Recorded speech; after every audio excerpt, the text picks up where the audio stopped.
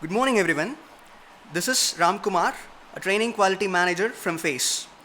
I hope you have all attended the TCS Mock test which was conducted by FACE. Today we'll be doing a detailed analysis of the mock test paper. Okay, so detailed analysis, I won't be solving a questions to you because you'll be getting a detailed solutions in the mock test itself, right? Okay, now I'm just going to categorize these questions into the three things. Okay, so now I'm going to teach you students, that is how to take a test, that is how to judge a question, right? How to judge a question and how to just categorize into easy, medium and difficult, right? Now the first thing is easy. What you will say it as easy?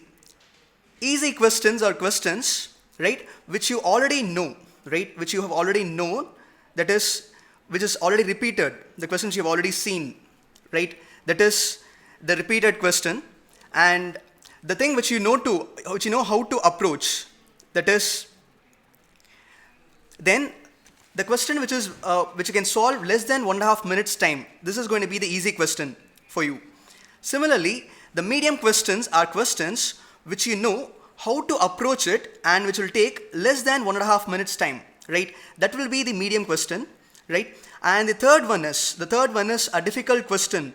A difficult question is something which you know how to approach it and which takes more than 3 minutes of time for you to solve it. That will be the difficult question, right? Now what I'm asking you to do is, my suggestion to solve TCS mock paper, yes, TCS mock as well as the TCS test is, the first one, whenever you're finding an easy question, right, which is a repeated question or the question for which you know the approach, and you think you can solve less than 1.5 minutes time, right? The mantra for you is just do it now. Don't even think, just do it now, right? And the second one, that is a medium level question. For a medium level question, that is, you know how to approach a question, and you have a confidence that you can solve less than 1.5 minutes time. For this, the mantra is going to be mark it for review. You have a special session, category, you can mark it for review, right? So for whenever you're getting a medium level question, what you're supposed to do is just mark it for review, right? Then you can come back to this later. Then the third one is a difficult level question, right? The difficult questions are questions which will be first time you're seeing it, kind of a question. Then, or else you have known the question, how to approach it, but for sure it will take more than 3 minutes of time, right? For sure this is a difficult question. The mantra for you to remember, keep in your mind is, yes, do it later. Don't even think about this hard question, concentrate on easy and medium question, right? Now, I will take you to the mock test so that we can have a question, we can just look at the question and we can solve it. Solve it in the sense. We'll discuss about the question, how to approach a question. Fine.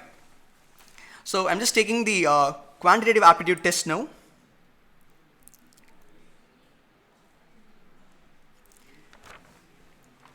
Yes.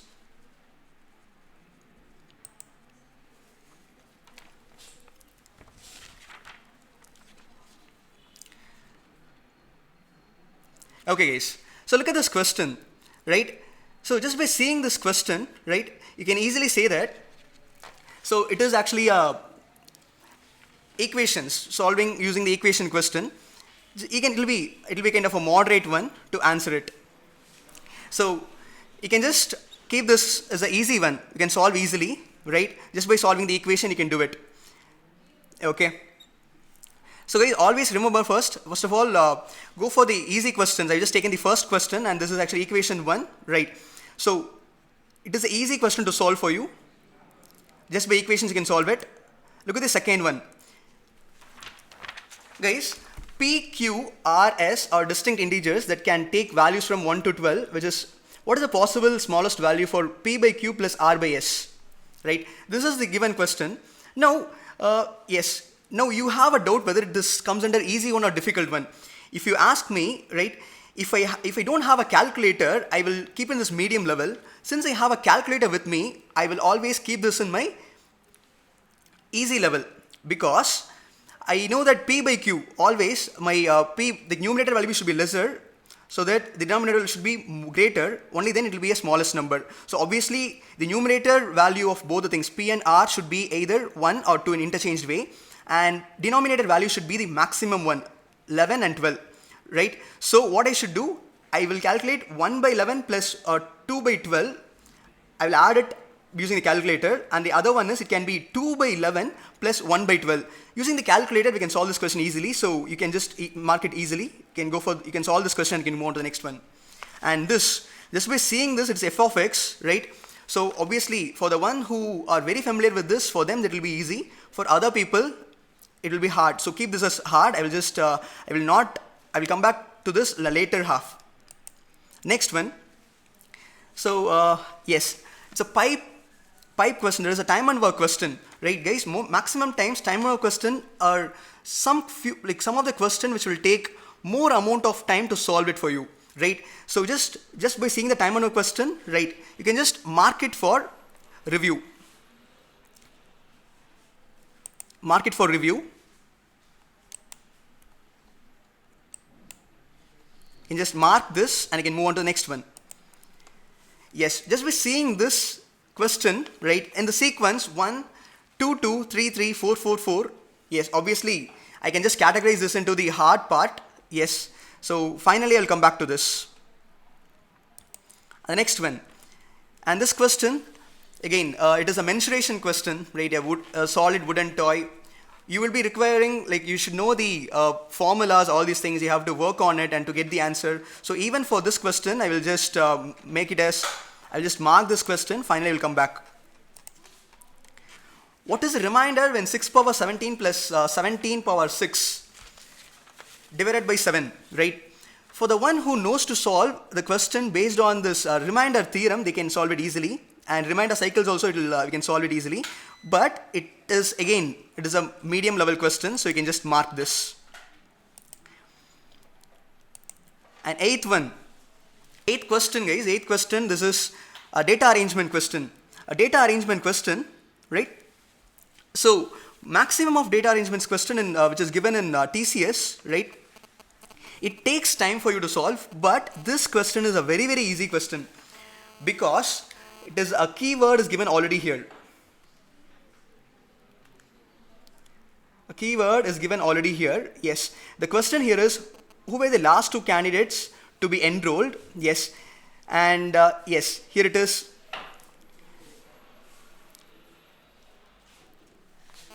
See here, Chitra and Gauri were enrolled on the same day.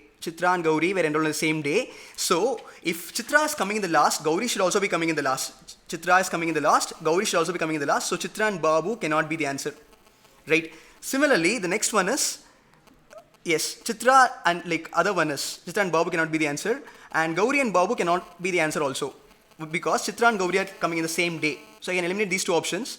Isha and Jacob. See, Isha was enrolled before Babu. So obviously after Isha only Babu is coming. So Isha and Jacob can also not be the answer. So directly we know that answer is option D, Gauri and Chitra.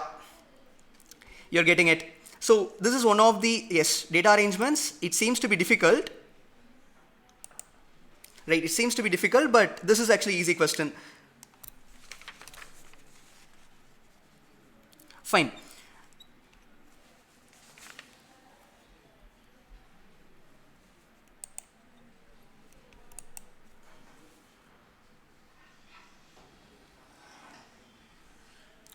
Okay, I'll move to the next question. And yes, so the next question is, yes, this is something equation 31x plus 30y plus 29z, which is equal to 366. Find the x plus y plus z value. So the one who have attended this question, they would have felt that this is the worst question ever they can find, right? Because one single equation is given and you have some 3 variables. So it is a very, very difficult question, a trial and error. If you are going for it, it will take more amount of time to solve this. But guys, yes, for those people who are not getting the logic, they should move on to the next one. But this question is actually easiest one, right? If you remember one thing, that is calendar. 31x plus 30y plus 29z. So 30 days, 31 days and 29 days. So very simple, it is number of months, right? Totally it is 12 months, so you will be getting 366 days. So this is the key here, and better, right? We'll move to the next one. This question has been repeated in many times in TCS, and is one of the toughest question. And as we have discussed already in the webinar classes, yes, the one who knows to solve using the Pythagorean triplet will be the key for this question. You can easily get the answer, right? But this question, if you are new to this question, first time you are seeing this question, better keep it as hard one, don't try it. Next one, 11th question. 11th question is a very simple one, and it is actually ages question, right? Don't miss these kind of a question, guys. These kind of a question, if you're getting it, just solve it, do it right now will be the mantra for you. Because ratios, you can just do it in both the ways, two ways. That is, one is solve using your equations method, or else you can solve by the shortcut for ages. So I'll just solve it for you. One single question, right? You know that Raj's father's age is 6 times out of Raj's age before 6 years. So before 6 years, I'm just talking about Raj's father's age is 6 times out of Raj's age. So Raj's age, if it is R, father's age should be 6R. This is before 6 years. And they've told that the difference is 35. Difference will be always 35, right? So difference should be 35 even 6 years before. Now difference is 35. So 6R minus R, that is 5R. 5R is equal to 35. From this I can say that R value is 7. I know that R value is 7, then 6R value should be 42, and R value is 7. Now after 6 years, 7 plus 6 will be 13, and right, 42 plus 6 will be 48. So adding it, you will be getting the answer as 61. Right. So this is the easiest way to solve this question. 11th question is very simple one, you can solve it. Okay. Now we'll move to the next question.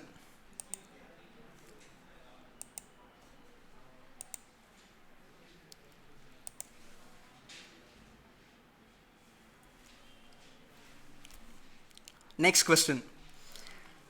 If the product of 6 integers is negative, at most how many of the integers can be negative? Yes. So again, this is one of the easiest question. Obviously, you know that number of if you have minus for odd times, odd times you're multiplying. Minus into minus will give you plus. Minus into minus into minus will give you minus again. So maximum should be odd. So out of 6 integers, I should have 5 integers as negative. So that I will be getting the answer as negative. So this is an easy question. So the mantra is do it now, right? Now go for the 13th one. C is twice as fast as A and B. Guys, yes, you can do it, but mark it for review because you don't waste time initially with this time and work. And 14th one, find the number of zeros in 1 power 1 and 2 power 2 and 3 power 3 and 4 power 4 and 5 power 5, all these things, right? And this is one of the easiest question, guys, one of the easiest question, because easiest question for the one who knows that every time you have 5 and 2, you will get 1 0. Every time you have 5 and 0, you will get 1 0. So you have to find out how many 5s are there in this and how many 2s are there in this, right? So for the one who knows the logic, it will be easy. For the other ones, it will be very, very difficult, right? So the one who know, you can just solve it. For other people, you can just make it as a medium one. You can come back later. Fine. We'll move to the 15th question. A profit obtained by selling an article for rupees 56 is the same as the loss obtained by the selling it for rupees 42. What is the cost price of the article? So this is one of the easiest question you can see in this, right? That is 56. When you're selling at a profit, he's selling it for 56 rupees, and when he's selling at a loss, he's selling it for 42 rupee, and the profit percentage and the loss percentage which he is getting is a same one, right? Profit, not profit percentage, guys. Here it is profit value. So it is very simple. Just add 56 plus 42, that is 98. 98 by 2. Answer is 49. So it requires matter of some 10 to 15 seconds to solve this, so that you can just do it now is going to be the mantra for this question. I'll move on to the next one. A man can hit a target once in 4 shots. If he fires 4 shots in succession, what is the probability that he will hit his target? So his probability of hitting a target is 1 by 4, right? So he should hit a target, right? So he's not hitting a target is 3 by 4. So 3 by 4 is not hitting a target, is overall chance minus the 4 times of this, right? If the persons who knows this concept, you can go for this. If not, you can keep this in the harder part so that you don't waste time in this question. Because only if you know the logic, you can solve it. If not, don't try this at all. We'll move on to the next one, right? Again, this question is similar to the previous one, that is a permutation, right? So five passengers can sit in a car, and they have given the seating arrangements. You can just mark it, and you can come back later for this question, because it takes us some time to solve it. Fine, we'll move to the 18th one. Find the number of triangles in a decagon, right? Find the number of triangles in a decagon. It is going to be the easy question. Decagon will be having some 10 sides. So 10 sides, you'll be having some 10 points in it. Out of 10 points, to form a triangle, you need 3 different points. You're getting it? You need 3 different points. So out of 10, you have to select 3. If you remember this logic, you can be easily solve it. But if you're not knowing it, drawing a decagon and joining some 3 lines will be a hectic job for them. For those people who are not knowing this logic, they will be keeping this in heart, and the one who knows it will be the easiest one. Do it now will be the mantra for this. And 19th question. Find the average of 5 power 10, 5 power 15, and 5 power 20, and 5 power 25, and 5 power 30. Yes. So average is nothing but sum by numbers, right? So we have 5 terms and by 5. So 5 power 15 by 5, and 5 power 20 by 5, 5 power 25 by 5, 5 power 30 by 5. Like adding everything, you have to put by 5, right? So this is also an easy question. The power value will be cancelled once. 5 power 10 by 5 will be 5 power 9. 5 power 15 by 5 will be 5 power 14. 5 power 20 by 5 will be 5 power 19. 5 power 30 will be 5 power 29. So this is the easiest question. The mantra for this question is do it now. 20th question. Drink more coffee. Drink more coffee is one of the important question, right? The one who knows the concept to solve this question, they can solve it. If not, better you can just avoid it, keep it in the last part. Yes, we'll move to the next one, 21. What is the minimum value of absolute 187m minus 396n? So this question has been repeated a number of times, and this question, if you know the logic, it will be a piece of cake for you. It will take less than some 20 to 30 seconds to solve it.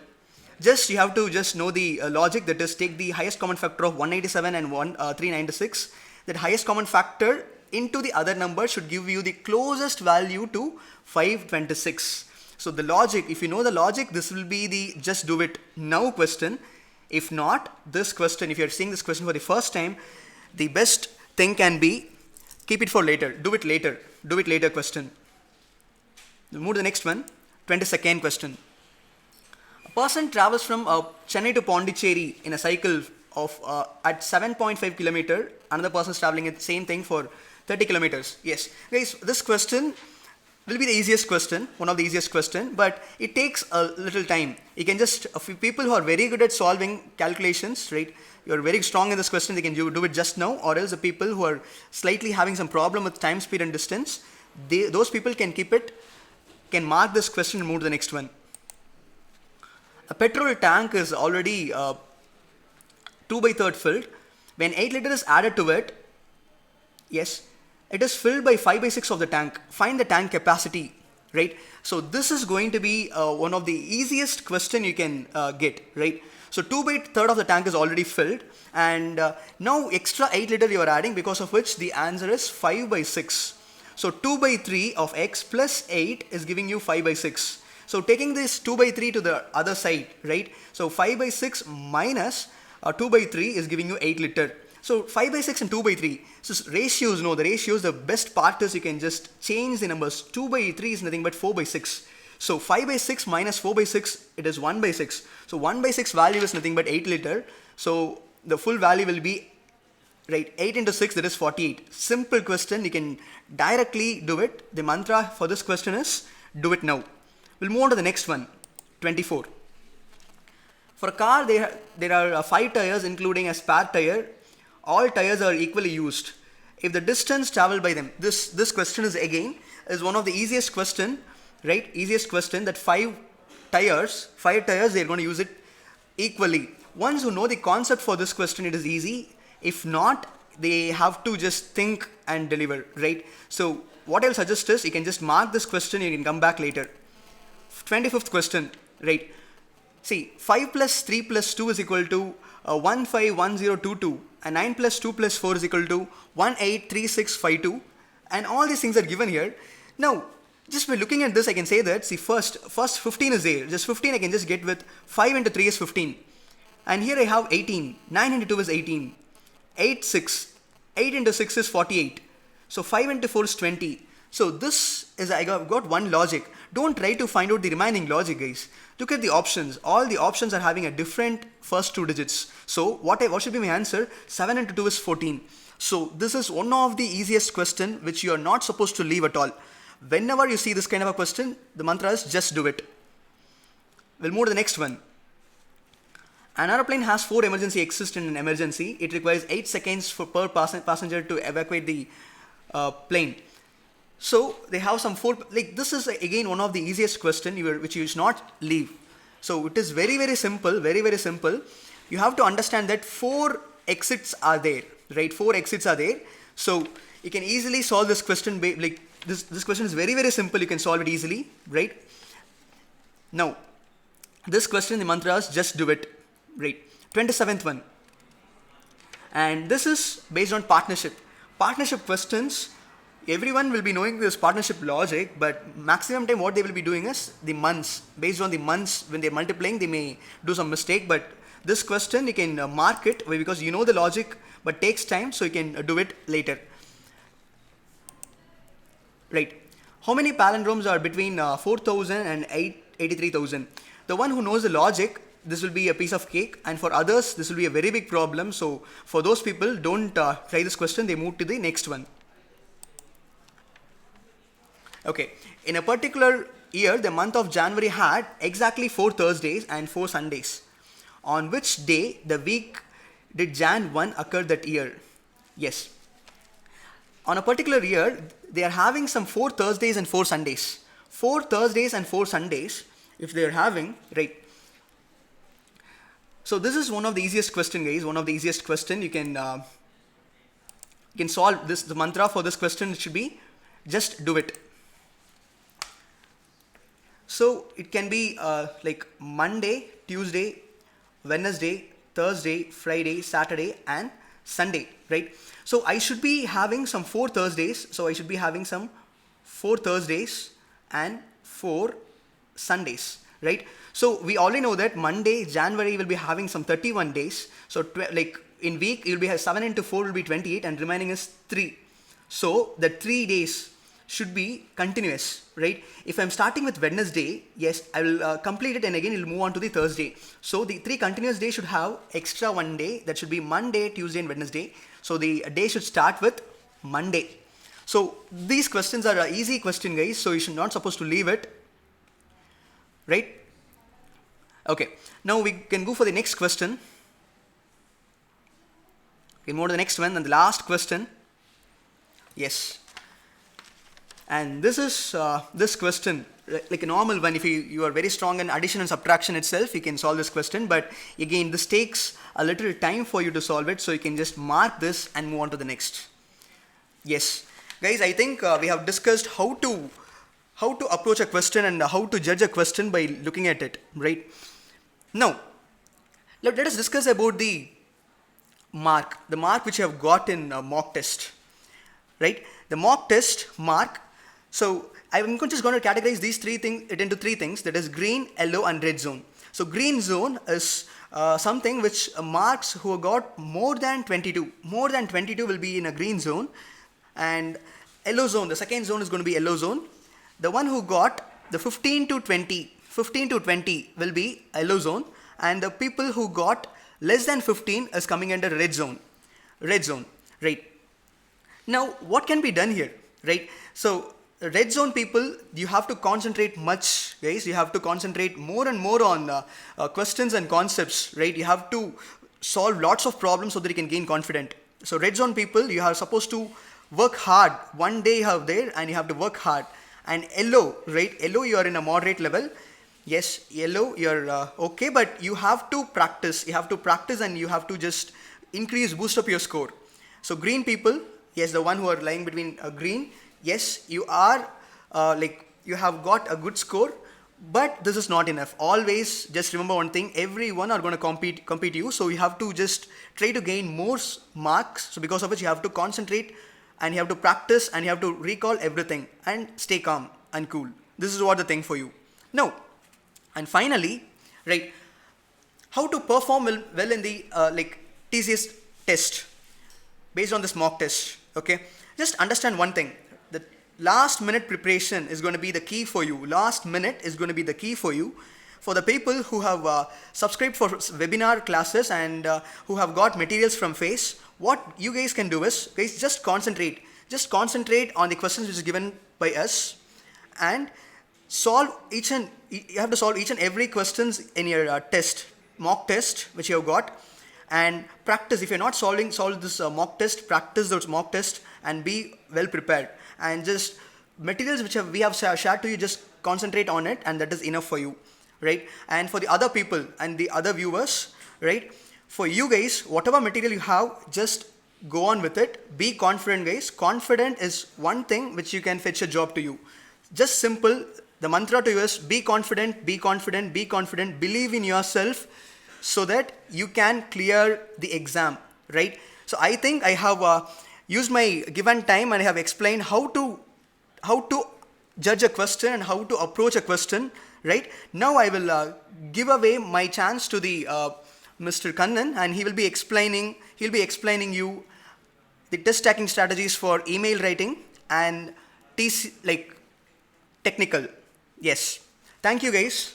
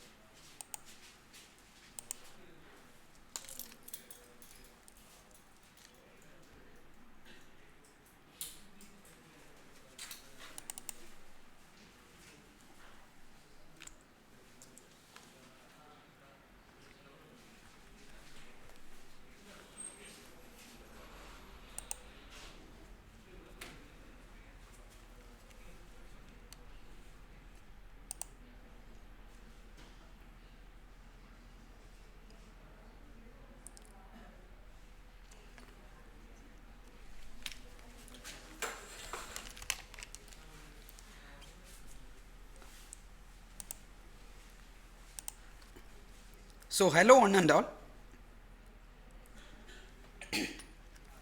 So yes, normally you might have got an idea about aptitude questions, whereas the tension prevails. Even if we have a confidence to face the aptitude questions, most of us will have a little confident lack when it comes to email writing or in terms of technical. When it is email writing, we'll have a doubt towards our communication skill, whereas when it is technical, we definitely will have a doubt if we can clear the round or not. Let me take the email writing section first. So email writing sections, normally you know what the rules are, and you'll have to go through very simple rules like following the strategy and also following all the keywords. So when it comes to email writing, you cannot change the order of the keywords. I can see so many of you asking the same doubt.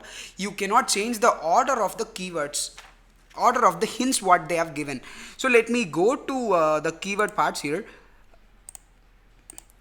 So when it comes to the test taking, you'll have to understand what is email writing first. So when it comes to email writing, get to the subject. Definitely you'll have to understand what is the mood of the listener or the sender. So in that case, you'll have to understand completely the mood of the listener will be the motive of the email writing. And when you try to change or when you try to intend to change the mood of the sender, it would be a great process.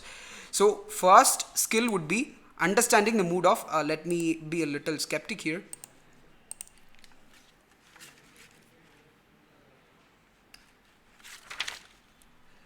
So the very first part would be understanding the mood of the.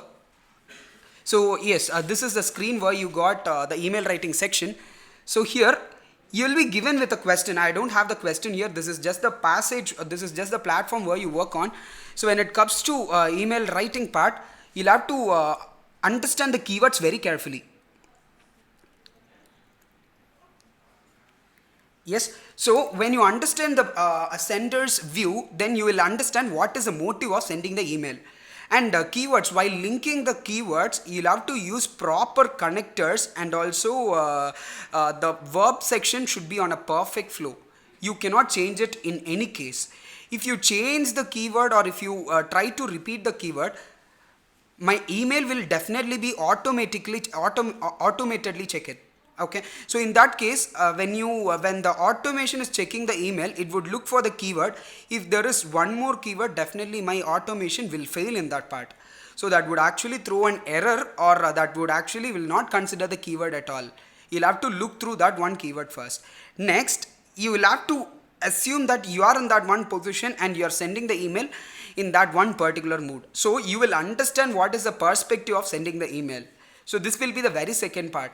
And the link, it should not be more than 85 words. Definitely, considering the TCS email writing rules, according to me, an ideal email in TCS placement email writing section must be small and should not contain any unnecessary information that should deviate from the direct call to action. So it is like some people will try to elongate the email by giving some extra words. Definitely, it should not be the way. It should not dilate from the entire mood of the sender. Next, it would be like email should be in about 80 to 85 words. It cannot be more than that, and minimum words would be 50 words, and maximum we don't have a prediction. We'll take it as 100 words, but the safer side would be 80 to 85 words. And spellings and punctuations definitely will play a major role. Spelling check, definitely if you are going for a typo error here, if you are concentrating on the key A, it can either go to caps lock or it can go to S. So it would activate any of these two along with A. So you'll have to go for that one very carefully. And punctuations, if you are going for unnecessary punctuations, that would result in negative marks, or even that would never fetch you marks at all. Punctuations, please do take care. And grammatical part, the main subject of email writing would be the verbal part inside TCS. So if you make simple error in terms of email writing, that would be reflecting in your scores. Paragraphization will also be a major section. You'll have to paragraphize it in a perfect way. You cannot change, or you cannot intend to change the paragraphs here. Next, using heavy words that are considered to be proficient in English will not award any extra points. Most of you will have a greater doubt towards this section. So my communication skill is exuberant. Can I add some words which will have a higher proficiency in English? Definitely, that is not supported. If you use simple English, either that would be helping you. No extra marks would be awarded in case of higher proficient words or so. And it is advisable to write in normal English with good grammar and spelling and punctuation in TCS email topics. So finally, when it comes to cracking the email writing round, it would be like usage of words. Usage of words will play a majority role here. Okay. Next, spelling mistakes. Please do not make any spelling mistakes. Be sure about the words you are using. better avoid using words for which you do not know the meaning. Okay, so if you're a little confused about the meaning, skip the word, search for an alternative. Avoid typing errors. Typing errors, definitely you'll have to avoid typing errors. And simple sentence, you can use simple sentence in terms of compound sentence. So even you can clear this part of email writing, but when it comes to technical, you'll definitely have a doubt towards your ability to clear the this round. So when it comes to technical part, let me go through the technical part now. So technical, there is a little strategy which you'll have to follow inside technical, and also while going for the question order either, you'll have to be a little skeptic. Yes, more than this questions, yes, one correct answer would fetch you 1 mark, and the negative mark is 0.3 for one incorrect answer. So it would be 0.3. Most probably everyone would have an idea that all the 10 questions would be a little confused questions. So in that case, you will have a doubt if you have to omit all the questions or not. So let us take the exam now. So as a normal student, how would I face this technical part? So here, when I look at the very first questions, how many times will the below loop get executed? So for loop execution is, you might even think like for loop execution is one very simple execution part, and you can even take for loop execution for this. Okay, so here when you analyze these questions, you will have two twists inside the same question. Let me take the twisty part here. The twist would be with that of here. You have two initialization done, and you have two condition check, and you have two increment and decrement part. So you would not know after, suppose if I have I value and j value. So suppose if I value ends first and j value is continuing, will it stop? Will this for loop get stopped with that of I value, or will this for loop get stopped with that of j value? This is one confusion which prevails among you. So this would obviously go till j for loop, and it would execute for as many times as you want. And if you have a small confusion, or if you want to take time for these questions, definitely for loop involves a little strategy which I'll explain you in the later sections. So definitely for loop would involve a little strategy and also a little calculation. So I would advise you never to touch this question at all. Let me mark this question first, and let me take this question for the later hand. So yes, let me take this question first. So when it comes to technical MCQ part, it would be like this case. Okay, so how many times will the below loop executed? So when it comes to I is equal to 0 and j is equal to 5, I'll have to go through, most possibly if you have a memory blocks reserved for I and j, it will be very easy for you for the calculation. So always I would advise you to go for the concept related questions first. For answering the concept related questions, it would not even take more than a minute to solve. Just by looking at the question, you would understand what would be the answer. If you don't know the answer, I would deeply advise you not to touch the question at all. So when I take this question, this is a most repeated question, and those who have attended the webinar would know the answer for this question. What is the default return type if it is not specified in a function definition? So when I go for a normal function definition and I don't have a default return type, in that case obviously it would take integer. It is not void, it would always take integer. So in these kind of cases, you can really go through this question and you can answer it in less than 30 seconds. So the next normally 10 questions and 20 seconds would be 10 questions and 20 minutes would be the strategy. So for one question, it is like 2 minutes. So when you take this question, you can answer it in less than 30 seconds. And so you can utilize the next 1 minute 30 seconds for the next question, the very next question, which would be a little longer or a program oriented question. So these kind of questions, yes, when you go for these kind of questions, it is actually a star question, marked star question. So when you come to this question, it is like, it is most probably the for loop execution part.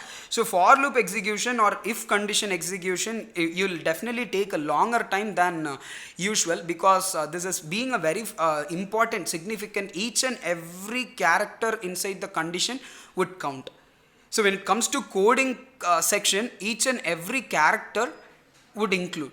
So even if you leave a single space between the variable declaration, or even if you leave a single space within the double quotes, it would change the desired output to something else.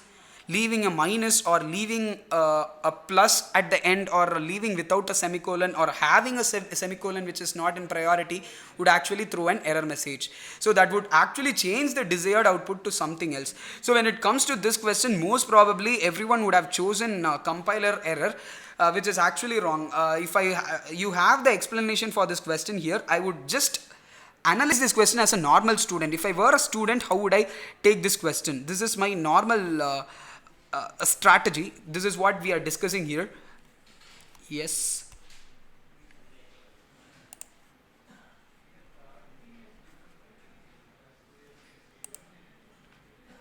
So yes, let me take this question now. What I was explaining is, you should have a separate memory block for I, and you should have a separate memory block for j. So if I initialize, first I initialize the value of I to be 0. So I gave the value of I to be 0 here, and j value to be 5. So initially I gave the value of I to be 0 and j to be 5, and I'll check the condition. So in the increment part, if you are incrementing the value, you'll change the value of I to be I to be 1, and j value will be decremented to 4, and it would repeat for the further process. Okay, it would go on for this purpose, and at the end of third loop, or at the end of fourth loop, what would be the value of j, or what would be the value of I? These are the most prevalent question which had been asked in the section. At the end of for loop, what would be the value of I? Or at the end of for loop, at the end of complete for loop, what would be the value of I? Suppose if I'm stepping out of this I'm stepping out of this one curly brace, and I'm trying to print the value of I. Printf %d comma I.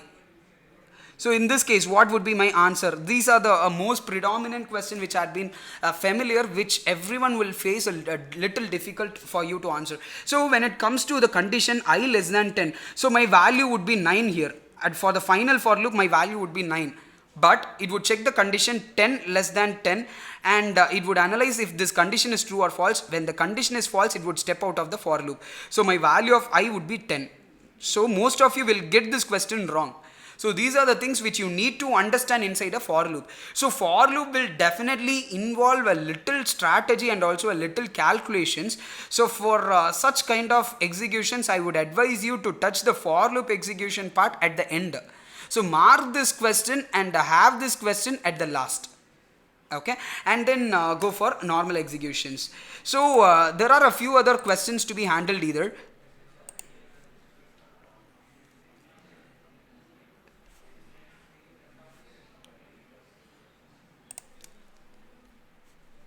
There are a few other questions to be handled either when it comes to a normal for loop executions. So okay, we'll ignore this part at all completely. I'll mark this question for the final part, and when it comes to the next one, it is a star execution, a star question. So most of the star questions would obviously be without options. Okay, so look for such questions either. We don't have questions without options here, but most preferably there would be questions without options either. So in that case, you'll have to go through those questions on the final part, because this is a star question, and if you have a wrong answer for that questions, the negative mark would be predominantly high. So you'll have to look through that one either. And this is a while loop. So for while loop either, I would advise you to go for the last, because this involves a little strategy. And let me mark this question for the last, and I'll go for the next question. Again, structure. So structure, you can go through the code very easily. Completely, it is a very simple case, and you can go through the question very easily. So struct u comma u of n. So this we can understand that this is. Let me take this pen here. So we understand that struct u will be the keyword now. Struct u will be the integer. It is a data type, like a normal integer and a normal float. It would be a data type. So struct u would be the data type, and n is the variable we declare. So n will have a memory byte allocation according to the value, according to the structure however declared here. There is a simple rule that I cannot use a structure for declaration inside. I cannot declare any values inside the structure. So in those cases, I'll have to go for compiler error. So obviously here the answer would be compiler error. As most of you might know, the answer for this question would be the compiler error, because we cannot declare the values inside. So I'll just mark, I have answered this question and I'll go for the next question now. So here, this is a one line question just for A. A is nothing but inside files, A mode is nothing but append mode. So I'll mark this question and I'll go for the next. What is the default return type? As we were discussing, what is the default return type if it is not specified in the function definition? It is always integer. I'll go for the next question. Next, so these kind of concept related questions would be very easy for you to understand and also very easy for you to answer. It would not occupy much of your time. It would be just 30 seconds of job, and if it is taking more than 30 seconds, then ultimately it means you don't know the answer. Skip the question, go for the next case. Okay, so here what would be a user defined data type? Yes, as most of you would know, what is a user defined data type? It is all of the three. Okay, it is structure, enum, and also type def. And I'll mark this question, I'll go for the next one. So here, when I come to these kind of questions, it is like a little complicated. I can see like A is equal to B equal to C. This is a little complicated questions, as I can see. So I'll take this question at last. And here, when it comes to this question, what will be the output? I can see that the code is very small. The program coding is completely small. I have used a macro header file here, %d a. I'm just replacing the value. When it comes to macro header file, as most of you would know, it is just the replacement. If you are a webinar student, then definitely you might have understood what the category here is. It is a macro header file. You would replace the value of a with what you have defined here. This is a small definition part, and so the value would be 10. So you would answer this question very easily, and you'll go for the next question. Next is a star question. So star questions, ultimately mark these star questions for the final end. Okay, final end. Last 5 minutes or last 3 minutes, utilize that completely for star questions. And when it comes to the last question, it is like where the global value variables are stored. So it cannot be stored in stack, because local variables will get stored inside a stack. So what is the difference between stack and that of other values here? So when it comes to global variables, it is like before even main function, before even my compiler understand that, I'll have to go for a variable declaration part. These global variables would get declared. So in that case, it would always get selected inside data segment. So these kind of questions would never take. So you'll have to try to differentiate between the options. What is stack for, what is register for, and none of these. Can none of these be the option? Actually, when it comes to none of these, the option none of this, it is a little eye pricking option, for which you might not even know the other three options. You will be forced to select none of these, and you'll make your mind completely to select that answer, none of these. Guys, I'm advising you again, if you don't know the answer, please do skip. We are not risking the interview process for a negative marking system. And so now it is time for us to take back all the question, for loop kind of questions, or if execution question to come back. And now it would be the right time for us to utilize this time. So like I said, when it comes to for loop execution, or when it comes to any other, let me take a for loop question now. Yes, where is it? Yes, when I take a for loop kind of a question, it would be like if you analyze it, or if you give a separate memory block for A. Suppose if the loop variable is A here, and let me give a memory block for A. So in this case, if you analyze the value of A, you can understand it clearly. The for loop would be very easy. The most important thing what you'll have to do inside a for loop is you'll have to check for the semicolon here. If there is a semicolon, it would never step outside the loop. It would be just running inside the loop. As most of you know, if you are a webinar student, definitely you might know this one concept. If there is a semicolon, you'll have to look for the semicolon. Even a small semicolon would change the entire concepts of a for loop. Okay, so in that case, how many times will this get executed? That would actually be a little false statement, or I'll have to analyze the question completely. So you'll have to check for each and every single character inside the program coding. Okay, if I'm returning the value, or if what value am I returning, or main function, am I giving the right return type, or is it void main? You'll have to go through each and every concept very carefully. And you have a simple rule, like I saw this one question for, and I just have one semicolon, A is equal to 5, semicolon, A greater than or equal to 1, I'm sorry, I don't write here, comma, A plus plus. This is not a semicolon, this is just a comma. So this would actually throw an error message. A normal for loop should have two semicolons inside. It is by default it should have two semicolons inside. If you don't have any conditions to get executed, or even if you don't have any increment part, or if you don't have initialization, if you miss any part inside what for loop would not be throwing an error message, but if you leave a single semicolon it would throw an error message. But when we look at a normal coding size here, my comma will not be noted at all. My comma will be like a very small character inside the for loop. So in such cases we will definitely ignore the comma and we'll get inside the for loop. The answer might be compiler error. It is not like aptitude, guys. Even a single character can change the entire desired output. So you'll have to be very careful while going for the output detection part, or while going for the for loop or if condition part. If most of you might know, if condition should always return, this condition should always return true or false, that is 0 or a non-zero term. It is not always 1, it can be a non-zero term. Except 0, whatever the term it might be, it would actually return the true statement. So if I have a semicolon, what would be the desired output? Or if I don't have a semicolon, it's the printf statement, what would be the output? And I don't have an else part, or I don't have the condition part inside, what would be the output? These are the things what you need to understand. And to mark the safer side inside the questions, technical question, it is like I cannot determine it, but green zone would be like more than 7 excuse me.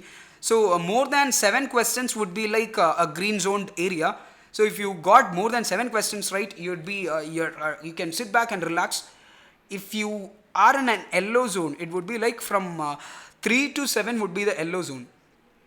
Even I can say 4 to 7 will be the yellow zone. We cannot determine anything. This is just according to the analysis. So if you get 4 to 7, then it is time for you to recap everything, and I'm damn sure that you might have made careless mistakes inside the program coding part. And finally, coming to the red zone people, it is time for you to work hard, completely hard.